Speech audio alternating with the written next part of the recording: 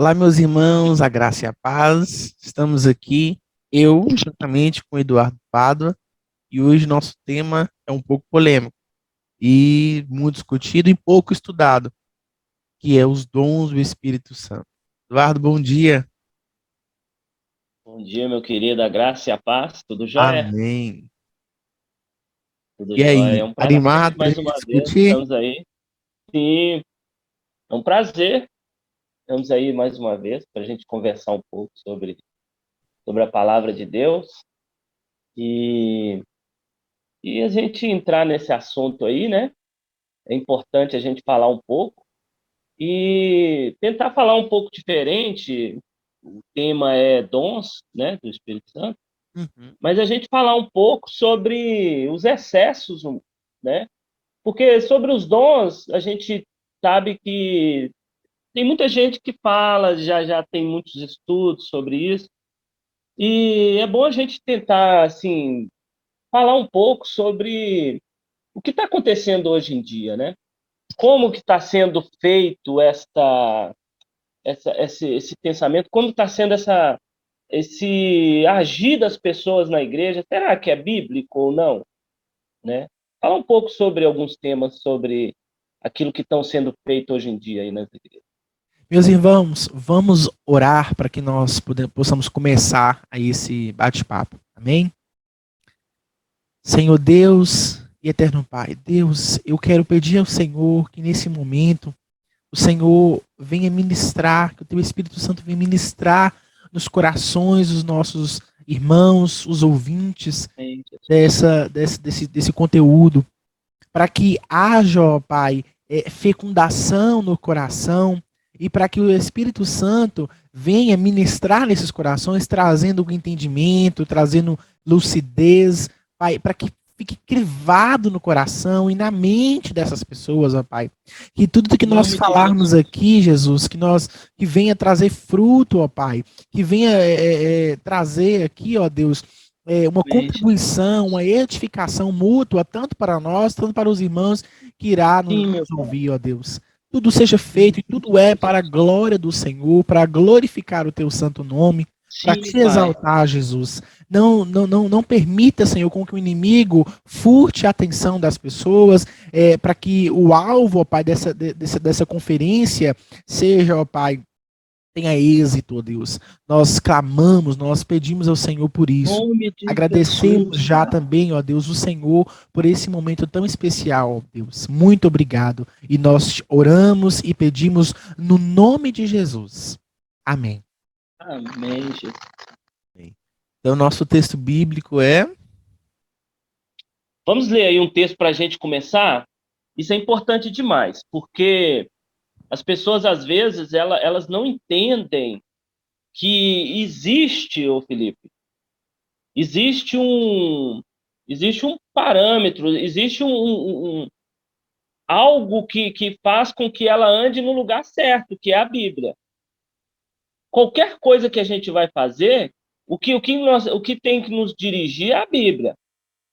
E às vezes as pessoas começam a criar artifícios para fugir do que está escrito. E nós vamos falar sobre isso um pouco. Então, eu queria ler um texto muito importante, que é João, no capítulo 7, no versículo 38. Eu ainda nem abri ainda minha Bíblia nesse texto. João 7, 38. É, olha para você ver que interessante o que Jesus fala aqui. Ó.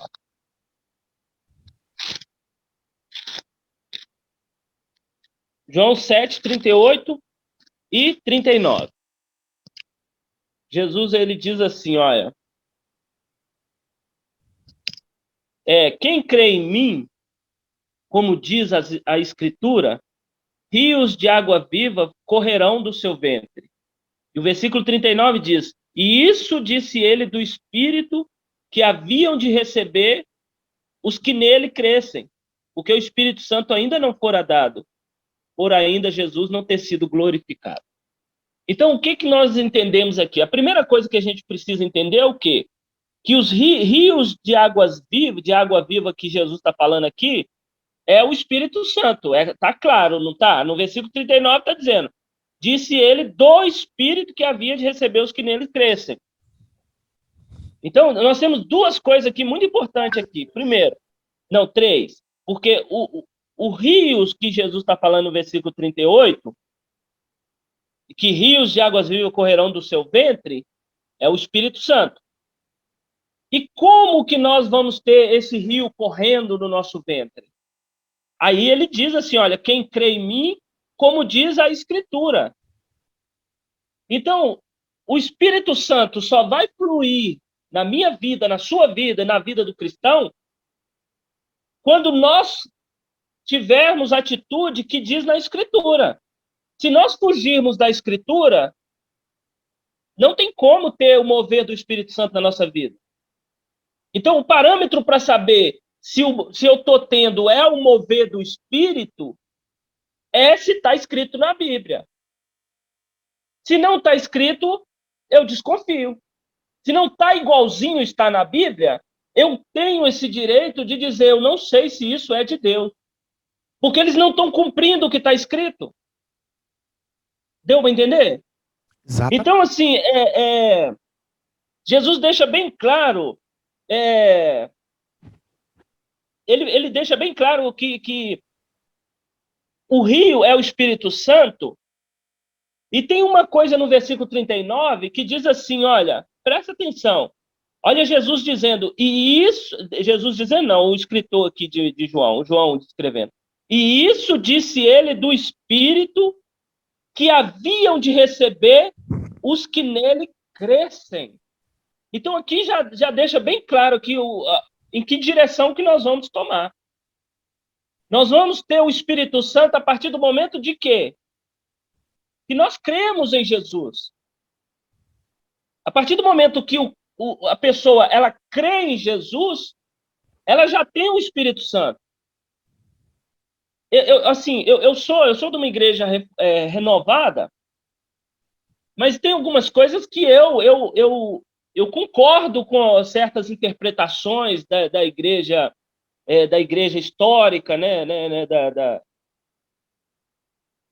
E uma coisa que eu acredito é isso. Já vamos entrar já no assunto já de uma vez. Sim. Ser batizado no Espírito Santo é a partir do momento que você crê nele, em Jesus. Já vamos entrar no assunto já. Eu preciso ser batizado no Espírito Santo, eu preciso de outra bênção, outro mover, outro isso, outro aquilo. Aqui, João, ele deixa bem claro, e disse ele do Espírito que haviam de receber os que nele crescem. Porque as pessoas ficam desesperadas atrás de batismo do Espírito Santo. Eu fui assim, quando eu me converti, eles ficavam assim, olha, você já foi batizado do Espírito Santo? Em vez de eles perguntar, você já parou de falar palavrão? Você já parou disso, aquilo, outro? Não, você já foi batizado, não sei o quê. Já falou em línguas. Exatamente. E eu varava... Na verdade, essa questão do batismo nem se concentra. Eu acho que eles se enfocam mais na questão. Acho que eles seriam mais sinceros se eles falassem, você já falou em línguas? Porque quando dizem você já foi batizado com o Espírito Santo, eles querem dizer se você já fala línguas, né? Como se fosse só isso que o Espírito Santo trazesse em nossa vida, o falar em línguas. Exatamente. Esse é o ponto. E nós vamos chegar nele aí, assim, muito importante. Então, assim, a gente já vê aqui uma desmistificação desse negócio de batismo, né, disso tudo. Então, o que vai nortear aqui a nossa conversa é essa. É quando Jesus diz, quem crê em mim, como diz as Escrituras, rio de água viva correrão do seu ventre. Então, é como diz a Escritura. A nossa base é essa, tá?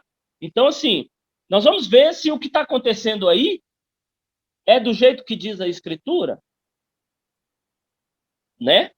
Porque, assim, outra coisa também que tem acontecido muito hoje, Felipe, sobre isso, é que as pessoas, você conversar com um pentecostal, é muito complicado, porque muitas vezes Você entra no campo da Bíblia, aí eles falam, eles vêm com uma coisa que às vezes na vida deles é mais importante do que a Bíblia, que é a experiência pessoal.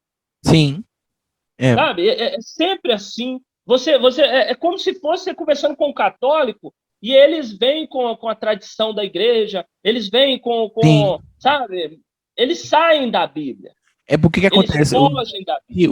O que é defendido, que geralmente eu conversando com alguns irmãos pentecostais, e eu sempre ouço essa mesma questão, é que o seguinte, é que o Espírito Santo, ele se revela a cada um da vontade dele. Então, ele é uma multiforme de revelação. Para mim, ele vai revelar, para você, ele vai revelar. É o que a Igreja Católica diz sobre o Papa, né? Que há uma revelação continuada sobre a pessoa do Papa.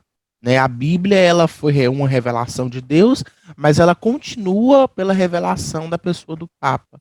Então, é o que a Igreja Pentecostal, os irmãos creem. Eles creem que o Espírito Santo ele tem as suas experiências sobrenaturais com cada crente e que talvez aquela revelação dada a mim não sirva para você.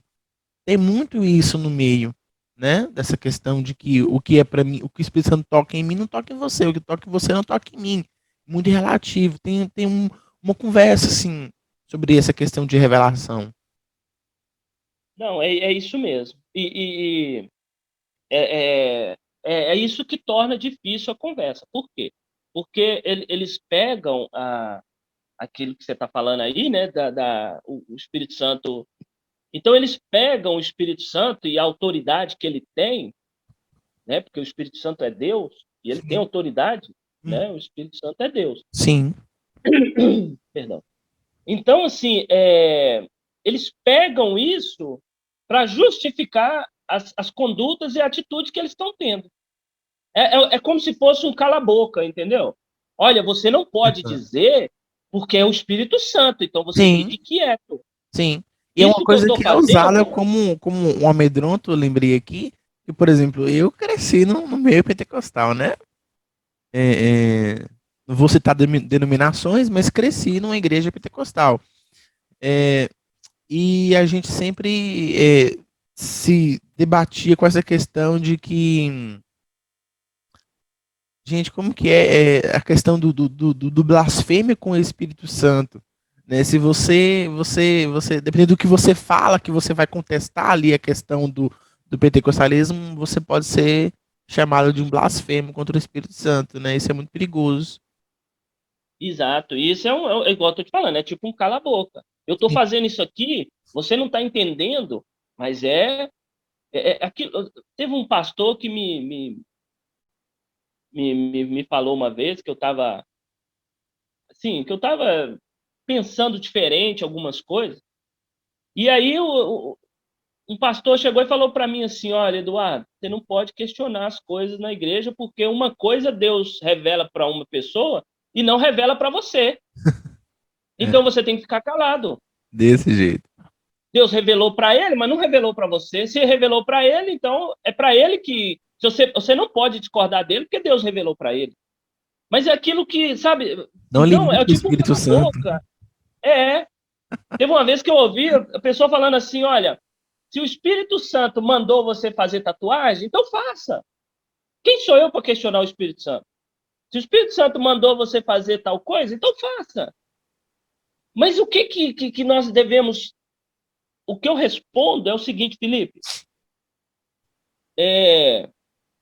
o Espírito Santo é o autor da Bíblia, ele nunca ia manifestar algo no meio da igreja que estivesse em desacordo com o Evangelho. Exatamente. Então, nunca ele faria isso. Aquilo que nós vamos, dentro daquilo que Jesus falou, para crer em mim tem que ser do jeito que está escrito. Se não for do jeito que está na Bíblia, você não crê em mim. Então, se a gente pode interpretar do outro lado. Para crer em Jesus tem que ser do jeito que está na Bíblia. Sim. Então, se uma pessoa chega assim, olha, Deus mandou eu me separar da minha esposa. Foi o Espírito Santo que me mandou. Aí as pessoas vão acreditar nisso? Mas Uhum. claro que não. A Bíblia diz que Sim. não é assim.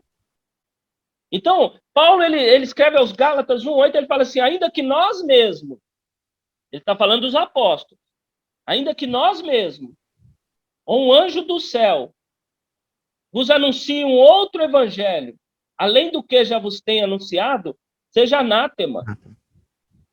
Então, assim, se alguém vem com um evangelho diferente do que está escrito, é anátema, é maldito, é amaldiçoado. Sim. E até que ponto, né, o Espírito de Deus ou é o diabo tentando enganar? Porque a Mas palavra de isso Deus é fala para a gente óbvio. provar o Espírito de Deus. Os É uma coisa espíritos se assim são de de Deus. é uma coisa assim de uma pessoa que realmente está pecando por falta de conhecimento. Porque se eu sou um bom cristão, que faço o meu dever de casa, que é ler a palavra de Deus, que é ruminar a palavra de Deus, eu vou ler a palavra que Deus diz que ele abomina o divórcio. Então, se eu venho com a história da carochinha, que o Espírito Santo tá me convencendo de que eu tenho que me divorciar e para lá, pá, é uma questão lógica. Isso não é o Espírito Santo, isso é o diabo, isso são setas malignas no meu coração, na minha mente, né? A gente tem que fazer esses discernimentos que as pessoas não fazem esse discernimento. Acham que qualquer coisa que sente ali no coração é Deus. E não tiram a prova se é de Deus. E a Bíblia nos manda tirar a prova se é o Espírito de Deus. Né? Exatamente, Deus fala sobre isso. E dentro daquilo que nós estamos falando, voltando lá naquela questão, né, que você está falando, é da experiência ser maior do que a escritura. Sim. Você vai conversar com uma pessoa falando assim, olha, o falar em línguas não pode ser desse jeito. Aí uma pessoa chega assim e fala, meu irmão, você não pode questionar, porque uma vez eu estava na igreja com muita dor na coluna ou dor na cabeça, e veio uma irmã falando em línguas na minha frente, impôs a mão e eu fui curado. Aí a pessoa diz que aquilo foi de Sim. Deus porque ela foi curada. Entendeu? As pessoas querem passar por cima do evangelho, coloca a experiência pessoal acima do evangelho. Ah, mas isso aconteceu comigo.